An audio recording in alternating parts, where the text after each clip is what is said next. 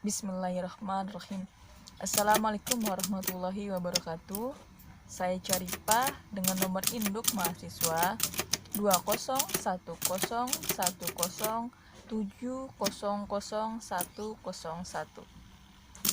Saya mahasiswi dari Universitas Pamulang dari Fakultas Sastra dengan jurusan Sastra Indonesia. Saya semester 1.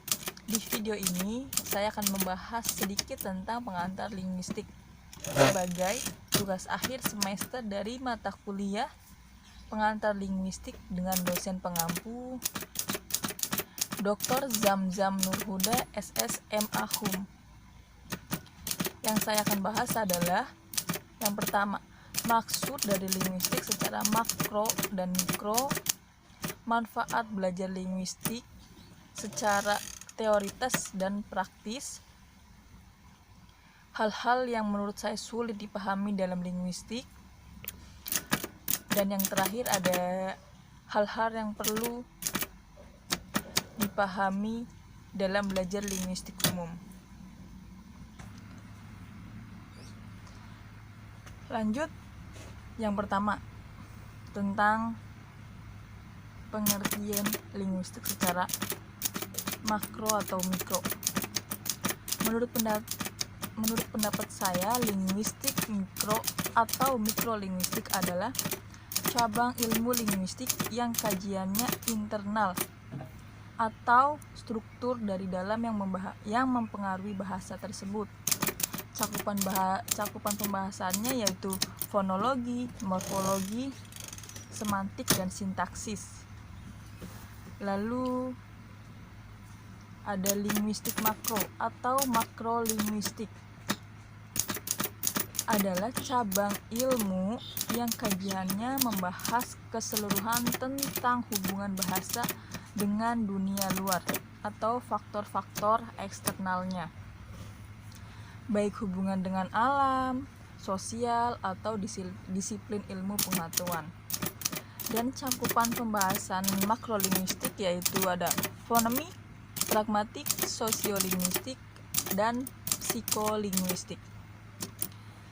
Di sini saya akan menjelaskan sedikit tentang cakupan pembahasannya ya.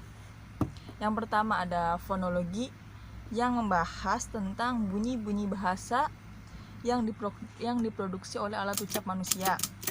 Ada fonemik yang membahas tentang makna kata dari bahasa tersebut. Morfologi yang membahas bentuk-bentuk dan pembentukan kata. Ada sintaksis yang menempatkan bersama kata menjadi kelompok kata menjadi kalimat. Sintaksis di sini itu yang membahas tentang kata menjadi kalimat, seperti SPOK, subjek, objek, predikat, dan keterangan. Ada semantik yang menandai atau melambangkan bahasa. Semantik di sini membahas tentang tanda dan lambang bahasa. Lalu selanjutnya ada pragmatik. Pragmatik di sini mengkaji ilmu tentang makna dalam hubungannya dalam situasi ujaran bahasa tersebut. Lalu ada sosiolinguistik. Sosiolinguistik cakupan bahasanya ada dua, yaitu sosiologi dan linguistik. Jadi sosiolinguistik di sini mengkaji tentang kaitan bahasa dengan masyarakat atau dengan kondisi masyarakat. Lalu ada psikolinguistik. Psikolinguistik pun sama, ada dua, psikologi dan linguistik. Kajiannya membahas tentang struktur bahasa dengan perilaku berbahasanya atau perilaku masyarakatnya, seperti perilaku berbahasa, perilaku berbicara, ataupun bisa jadi proses berbahasa tersebut.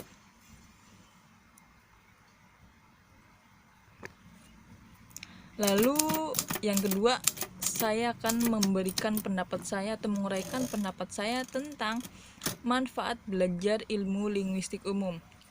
Menurut saya, setiap ilmu, betapapun teoritisnya, tentu mempunyai manfaat secara praktis bagi kehidupan masyarakat atau kehidupan manusia.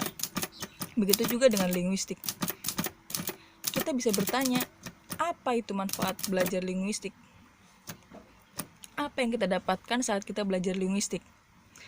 Linguistik akan memberi manfaat langsung kepada mereka yang berkecimpung dalam kegiatan berhubungan dengan bahasa, seperti linguis itu sendiri, guru bahasa, penerjemah, penyusun buku pelajaran, penyusun kamus, petugas penerangan, para jurnalis, politikus, diplomat, atau sebagainya. Tapi menurut saya belajar ilmu linguistik itu sangat penting, karena dari belajar linguistik kita akan mengerti bahwa linguistik bukan hanya mengenai bahasa, tapi keseluruhan tentang bahasa, dari struktur bahasa, sejarah bahasa, pembentukan bahasa itu tersebut, dan hasil-hasil bahasa itu tersebut. Menurut saya manfaatnya begitu banyak. Bagi orang awam pun, orang awam akan mengerti tentang bahasa lebih jauh. Dan orang awam pasti setelah belajar linguistik atau belajar tentang bahasa ini akan bisa menggunakan bahasa yang baik dan benar. Lalu soal nomor 3. Menurut saya cakupan pembahasan linguistik yang sulit saya ingat atau saya pahami yaitu ada morfologi. Dalam morfologi itu membahas tentang morfem. Menurut saya morfem itu satuan terkecil pembentukan kata. Tapi di sini saya bingung, dalam morfem itu ada pengertian-pengertian yang saya sulit mengerti, seperti ada morfologi segmental, suprasegmental, lesikal, bahkan ada beralmorf zero. Di sini saya benar-benar tidak mengerti tuh yang artinya beralmorf zero. Entah membahas apa, saya sama sekali belum bisa memahami tentang morfologi di sini. Tapi semoga saya bisa memahaminya lebih jauh lagi, saya belajar lagi. Dan yang terakhir, menurut saya hal-hal yang perlu dipahami dalam belajar linguistik umum yaitu kita harus tahu tentang pemahaman bahasa yang begitu luas. Jadi kita harus mengetahui bahwa bahasa itu cakupannya begitu luas. Karena bahasa bukan hanya selanjutnya yang terakhir yang perlu dipahami dalam belajar linguistik umum. Menurut saya hal-hal yang perlu dipahami dalam belajar linguistik umum yang paling utama dan paling penting yaitu kita harus mempunyai pemahaman tentang bahasa secara luas.